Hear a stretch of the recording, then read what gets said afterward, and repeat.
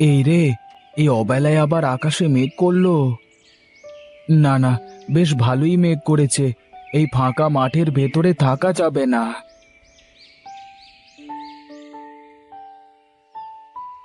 দেখি, এখানে একটু দাঁড়িয়ে দেখি ঝড় বৃষ্টির কি অবস্থা হয়। কি রে দাদা, এখানে দাঁড়ালি কেন? দেখতে পাচ্ছিস না আকাশে কি মেঘ করেছে? দাঁড়ালাম যে, দেখি বৃষ্টি নামে নাকি দেখি। ওইদিকে তাকিয়ে দেখ, ঝড় শুরু হয়ে গেছে। এখানে দাঁড়িয়ে থাকিস নে, চল বাড়ির দিকে চল। বেশ বেশ, তুই যা, আমি এক্ষুনি আসছি। কি মেঘ করেছে আর কি ঝড়! মানুষটা যে এখনো বাড়ি ফিরলো না, কে জানে কোথায় কিভাবে আছে। ঠাকুরপো তো চলে আসলো, কিন্তু তেনার তো কোনো খোঁজ খবর নেই। এই মানুষটাকে নিয়ে আমার যত চিন্তা।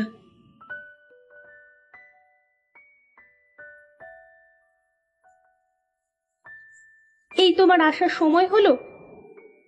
কি করব, দেখছো না কি মেঘ করেছে। আমিও তো সেজন্যই বলছি, এই মেঘের মধ্যে কি কেউ মাঠে থাকে? যদি কোনো দুর্ঘটনা ঘটে যেত। আমাকে নিয়ে তুমি এত চিন্তা করো কেন বলো তো সব সময়? তুমি জানো না, তুমি ছাড়া এই পৃথিবীতে আমার কেউ নেই। তুমি ছাড়া আমার কে আছে বলো তো?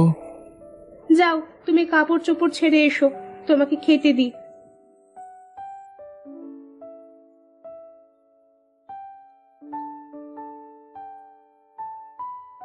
বাহ, খুব সুন্দর লাগছে তো তোমাকে। ধন্যবাদ। সত্যি করে বলো তো, আমাকে কেমন লাগছে? সুন্দর লাগছে, কিন্তু এখন এই অসময়ে তোমার এত সাজুগুজু করতে হচ্ছে কেন? কি করব বলো, বাইরে তো ঝড় বৃষ্টি হচ্ছে, আমি কি করব তাহলে? আচ্ছা, তোমার কি এই সাজগোজ বাদে আর কিছু আসে না? দেখো, তুমি আবার এসব নিয়ে কথা বলবে না। বিয়ের সময় তুমি জানতে না যে আমি কাজ কাম করতে পারি না? হ্যাঁ, সেই তো আমার কপাল। আগে কি আর জানতাম যে তুমি কখনো ভালো হবে না? কি কি বললে তুমি? আমি ভালো না, আমি খারাপ? এই তো, এই একটা কাজই তো পারো, কিছু বলতে না বলতেই চোখ দিয়ে পানি ফেলতে। ধুর, ভালো লাগে না কিছুই। আরে গণেশ যে, কি খবর তোর? এদিকে আয় একটু। আমাকে ডাকছো দাদা? হ্যাঁ রে, তোকে ডাকছি। একবার আয় তো এইদিকে, শুনে যা।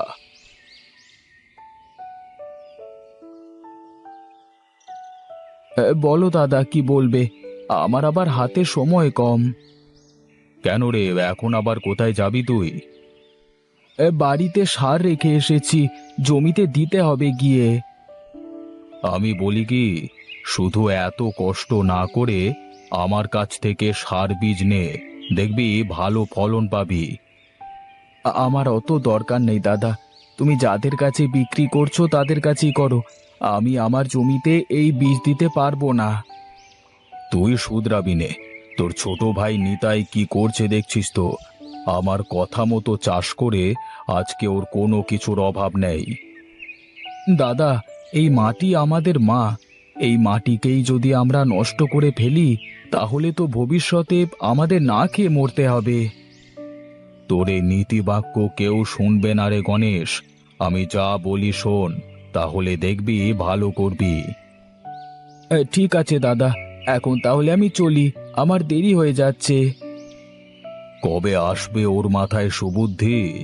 বেটাকে পটাতে পারলে বাকিরা সবাই হুড়মুড় করে পড়তো আমার দোকানে এসে। বেশ, আপনার জমিতে তো বেশ ভালোই ফলন হয়েছে। তা বলুন, এখন কিভাবে কি করা যায়? আমি আর কি বলবো, আপনি বলুন কিভাবে কি করতে পারবেন। এই নিন আপনার অ্যাডভান্স। আমার লোক এসে জমি থেকে তরমুজগুলো সব নিয়ে যাবে, আর আমি এসে বাকি টাকা দিয়ে যাব। ঠিক আছে বাবু।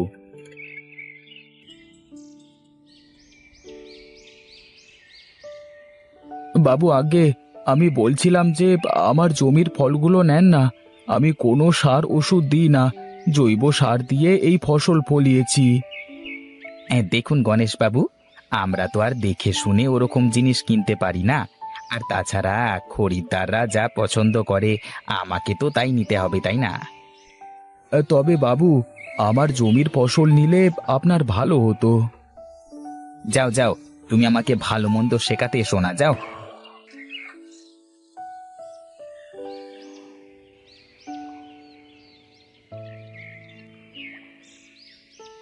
কি গো, তোমার মুখ এমন শুকনো লাগছে কেন?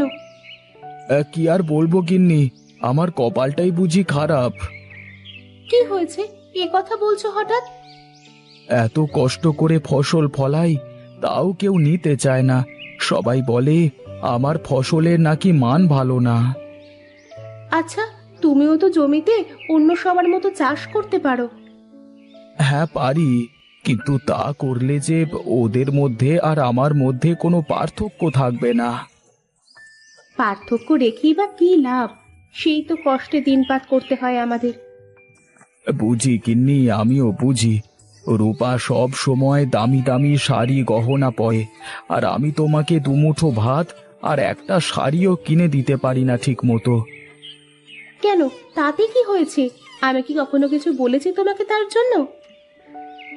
তুমি না বললেও তো আমি অনেক কিছুই বুঝতে পারি। আমারও তো ইচ্ছে হয় তোমাকে কিছু দিতে। তুমি এত ভেঙে পড়ো না তো, দেখবে একদিন সব ঠিক হয়ে যাবে। তাই যেন হয় গো, কে জানে কবে এর থেকে মুক্তি পাবো। বাবু, আপনি আর ট্রাকে কি এগুলো? কি আর হবে, এগুলো আপনার ক্ষেতের ফসল। ওপরে দেখতে তো খুব ভালোই দেখা যাচ্ছে, কিন্তু ভেতরে একদম যাচ্ছে তাই। কি বলেন কি এসব আপনি? কি বলছি না, ঠিকই বলছি। বিশ্বাস না হলে দেখুন, আপনি নিজের চোখে দেখুন। দেখুন একবার, এটা কি? দেখুন, এটা তো আর আমি জানি না। আর তাছাড়া তো আপনারা সব দেখে শুনিয়ে নিলেন। অত কিছু বুঝি না। আমার সব টাকা ফেরত দিতে হবে আপনাকে এক্ষুনি। আর তা না হলে আমি লোকাল থানায় আপনার নামে ঠকবাজির মামলা করব। ওগো, উনি কি বলছে? আমার তো কিছুই মাথায় ঢুকছে না। দেখুন, এমন কিছু করবেন না। আর এই নিন আপনার টাকা। ওগো, আমার নতুন গয়না কেনা হবে না তাহলে? হ্যাঁ হবে তো। গহনা কেন, তোমার জন্য আমি হীরের টুকরো কিনে আনবো। এখন কিভাবে দুবেলা ভাত জোটাবো তাই ভেবে পাচ্ছি নে। চলো চলো, ঘরে চলো।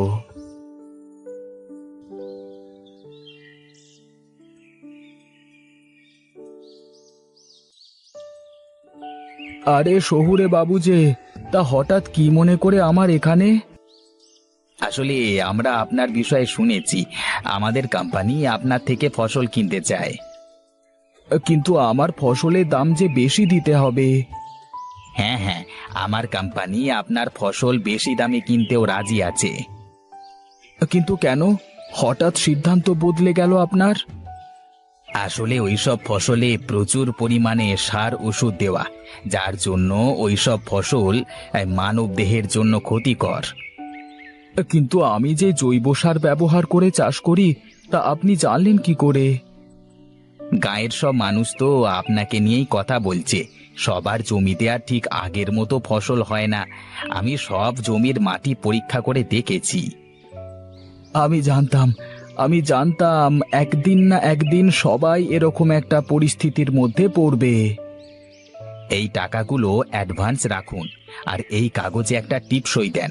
আগামী 5 বছর আপনার জমির সব ফসল আমাদের কোম্পানি নেবে। ওগো, আমার যে আর সহ্য হচ্ছে না। সকাল থেকে না খেয়ে আছি, ঘরে যে কোনো দানা পানি কিছুই নেই। আমি কি করব গিন্নি, আমার যে কিছুই করবার নেই। জমিতে এখন আর কিছুই ফলবে না। এখন তাহলে আমাদের কি হবে? আমরা কিভাবে বাঁচবো? দাদা তুমি, বৌদি তোমরা? হ্যাঁ ঠাকুরপো, আমরা। আর যদি তুমি তোমার দাদার কথা শুনতে, তাহলে হয়তো এই দিন দেখতে হতো না। আমাকে তুমি মাফ করে দাও দাদা। পাগল ছেলে, শোন, মাটি হলো আমাদের মায়ের মতো। তাই তো মাটিতে এসব বিষাক্ত পদার্থ দিলে মাটি নষ্ট হয়ে যায়, যার ফলে একসময় মাটি ফসল দেওয়ার ক্ষমতা হারিয়ে ফেলে। এখন থেকে আমি তোমার কথা মতো চলবো দাদা। দরকার নেই আমার বেশি টাকা পয়সার, দরকার নেই আমার এত সুখের। সুখের জন্য টাকা পয়সা লাগে না রে পাগল, মনের সুখই যে আসল সুখ। এই যে দেখছিস না, তোর বৌদি আমার সাথে না খেয়ে থেকেও কেমন সুখী। আমাকে তুমি ক্ষমা করো বৌদি, আমি না জেনে না বুঝে তোমার সাথে অনেক সময় খারাপ ব্যবহার করেছি। আমি কিছু মনে করিনি। আর তুই তো আমার বোনের মতো, আমার তো বোন নেই, থাকলে হয়তো তোর মতোই হতো। তুমি আমাকে বোন বললে দিদি? হ্যাঁ, এখন নে, এই খাবারগুলো খেয়ে নে। সবাই শুনুন, এখন থেকে আমরা আর কোনো সার কীটনাশক জমিতে দেব না, আর আমরা আমাদের মাটিকে নষ্ট করব না। সবাই শুনুন, আপনারা জৈব সার ব্যবহার করে চাষ করুন, দেখবেন ফলন একটু কম হলেও ওই জমি সারা জীবন আপনাকে ফসল দিয়ে যাবে। আজ আমি সত্যি বুঝতে পেরেছি যে আমরা কি ভুল করেছি। আসুন, আমরা সবাই সার কীটনাশককে না বলে জৈব সার ব্যবহার করি, মাটি ও পরিবেশ দুটোকেই ভালো রাখি, সুন্দর সুস্থ জীবন গড়ে তুলি। না, শেষমেশ এই বেটা গণেশ আমার ব্যবসার 12টা বাজিয়েই ছাড়লো। যাই দেখি অন্য কিছু ব্যবস্থা করা যায় কিনা।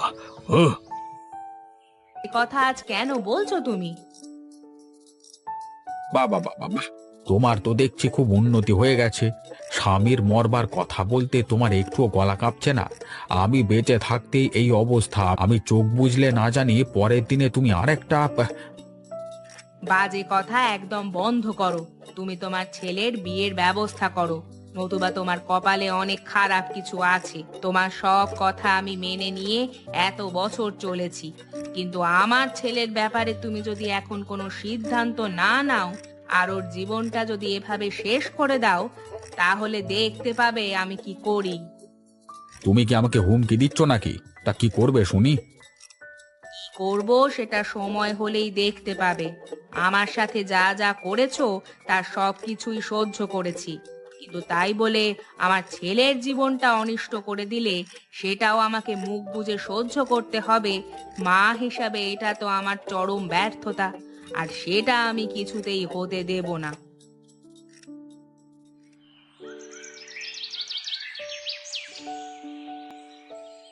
তা মেয়েকে যে দেখতে যাচ্ছ, যখন জিজ্ঞাসা করবে তোমার ছেলে কি কাজ করে, তখন কি বলবে শুনি? কি আর বলবো, বলবো যে তার বাপের তো জমিদারি আছে, তা আপনার মেয়েকে নিয়ে সারা জীবন বসিয়ে বসিয়ে খাওয়াতে পারবো। আমার ছেলের কোনো কাজ না করলেও চলবে। আর মজা নিচ্ছ নাও? সবার সামনে গিয়ে যখন তোমার এই সুন্দর নাকটা কাটা যাবে তোমার ছেলের কারণে, তখন দেখবো তুমি কি করতে পারো। ছেলের জন্য মায়ের যদি নাক কাটা যায়, সেটা তো আর অগ্রাহ্য করা যাবে না, মেনে নিতে হবে। আমিও মেনে নেব। আর তোমাকেও বলে দিচ্ছি, বসে বসে এই সব আজে বাজে চিন্তা না করে ছেলের জন্য ভালো কিছু চিন্তা করো, তাহলে তোমার ছেলের মঙ্গল হবে।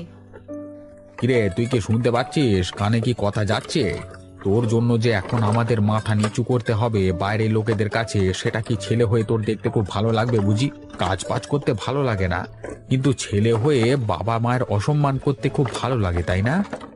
বাবা, এভাবে বলছো কেন? এতদিন কোনো কাজ বাজ করিনি দেখে সারা জীবনে কোনোদিন করব না এমনটা তো নয়। তাছাড়া মেয়ে যদি আমাকে পছন্দ করে তাহলে এই বিয়েটা হবে, না হলে তো হবে না। আর আমরা তো কোনো কিছু গোপন করে বিয়ে করতে যাচ্ছি না, যা সত্যি তাই বলবো, বাদ বাকিটা ওদের চিন্তা। আমার মনে হয় এখন তুমি এসব চিন্তা না করে একটু শান্ত হও। আমাকে এসব উপদেশ না দিয়ে যদি নিজের জীবনটা এতদিনে গুছিয়ে ফেলতে পারতিস, তাহলে তোর বাবা হিসেবে পরিচয় দিতে আমারও গর্ববোধ হতো। যাই হোক, দেখি গিয়ে কি হয়। মেয়ের বাবা মা আমাদের অপমান করে ঘর থেকে তাড়িয়ে দেয় নাকি আপ্যায়ন করে ঘরে জায়গা দেয়। তো সব কিছুই তো শুনলেন, এখন বলুন আপনারা আমাদের মেয়েকে আমাদের ছেলের সাথে বিয়ে দেবেন কিনা? কোনো কিছু লুকিয়ে ছাপিয়ে বিয়ের মতো এত বড় সিদ্ধান্ত আমরা নিতে পারবো না, তাই আপনাদেরকে প্রথম থেকেই সবকিছু জানিয়ে দিলাম। এখন বিচার বিবেচনার দায়িত্ব আপনাদের উপর, আপনারা যেটা বলবেন সেটাই হবে। ছেলে তো কোনো কাজ করে না সেটা তো শুনলাম, কিন্তু সে তো বলেছে কিছুদিনের মধ্যেই একটা কাজ শুরু করবে। তাছাড়া আপনাদের পরিবার সম্পর্কে, বংশ সম্পর্কে আমরা তো খোঁজ নিয়েছি, এতে করে তো আপত্তি করবার কিছু নেই। বিষয়টা তো উপরওয়ালা প্রদত্ত একটা সম্পর্ক, যার সাথে যার জোর লেখা আছে তার সাথেই তো তার বিয়ে হবে। আমাদের দিক থেকে এ বিয়েতে কোনো আপত্তি নেই, আপনারা আগাতে পারেন। আপনাদেরকে অনেক ধন্যবাদ। আমার মনে হচ্ছে আমার ওপর থেকে একটা পাথর সরে গেল। বিশ্বাস করেন, আমি আমার পুরোটা দিয়ে আপনার মেয়েকে আগলে রাখবো। তার কোনো অযত্ন অবহেলা আমি বেঁচে থাকতে হতে দেব না। আমার তো একটি মাত্র ছেলে, আপনার মেয়েকে পেয়ে গেলে আমার একটা মেয়েও হয়ে যাবে। সে সারা জীবন আমার কাছে আমার বৌমা নয়, আমার মেয়ে হয়ে থাকবে। তাহলে তো হয়ে গেল। সবকিছু ঠিকঠাক থাকলে আগামী মাসে আমরা একটা শুভ দিন দেখে বিয়েটা সেরে ফেলতে চাই। কি বলেন আপনারা? ঠিক আছে, তাহলে আমরা বাড়িতে গিয়ে আমাদের নিজেদের মধ্যে একটু কথা বলে নিই। তাছাড়া আমাদের কিছু আত্মীয় স্বজন এই মুহূর্তে দেশের বাইরে আছে, তারা কবে নাগাদ ফিরবে একটু খোঁজ খবর করে নিই। আর আমরাও চাই না বিয়েটা দেরি করে হোক, সবকিছু আপনাদেরকে তাড়াতাড়ি আমরা জানিয়ে দেব। আজকে তাহলে আসি, হ্যাঁ। আমার বিয়ের বাড়িটা তো আমার থেকে অনেকটা দূরে হয়ে গেল, এখনো রওনা না হলে তো নিজেদের ঘরে ফিরতে মেলা রাত হয়ে যাবে। কি বলেন বিআই মশাই? দাদু দাদু, আমি মিষ্টি খাবো, আমাকে মিষ্টি কিনে দাও। ও দাদু, আমাকে মিষ্টি কিনে দাও। আহা দাদু ভাই, মিষ্টি তো বাজারে পাওয়া যাবে, এখানে তোমার মিষ্টি পাওয়া যাবে না। আমি তো কিছুক্ষণ আগেই বাজার থেকে আসলাম, বাজারে যাবার আগে তুমি তো আমাকে বলে দিলে না। এখন বাজারে যেতে তো অনেক সময় লাগবে। ঠাম্মি ঠাম্মি, কার থেকে তুমি আমাকে পু পু জুতোটা এনে দাও তো, যেটা পায়ে দিলে পু পু আওয়াজ হয়। বাবা তো আমাকে কাল কিনে এনে দিয়েছে, ওটা নিয়ে আসো। তাও না, এক্ষুনি নিয়ে আসো না। আচ্ছা আচ্ছা দাদু ভাই, আনছি। দাদু দাদু, হাঁসগুলো খালি পায়ে আমাদের বাড়িতে চলে আসলো কেন? ওদের পায়ে জুতো কোথায়? জুতো না পরলে যে ওদের ময়লা লেগে যাবে পায়ে, এটা কি ওরা জানে না? তুমি ওদের জন্য এখনই জুতো কিনে আনো না দাদু, এক্ষুনি নিয়ে এসো। আরে দাদু ভাই, হাঁসেদের জুতো পরতে হয় না, ওরা সব সময় খালি পায়ে হাঁটতে পছন্দ করে, বুঝতে পেরেছো? না দাদু, ওরা পছন্দ করলেই তো হবে না, ওদেরকে তো শিখতে হবে যে খালি পায়ে হাঁটা একদম ঠিক না। তুমি ওদের জন্য ছোট ছোট জুতো কিনে নিয়ে এসে ওদের পরিয়ে শিখিয়ে দাও, এক্ষুনি নিয়ে এসো না দাদু।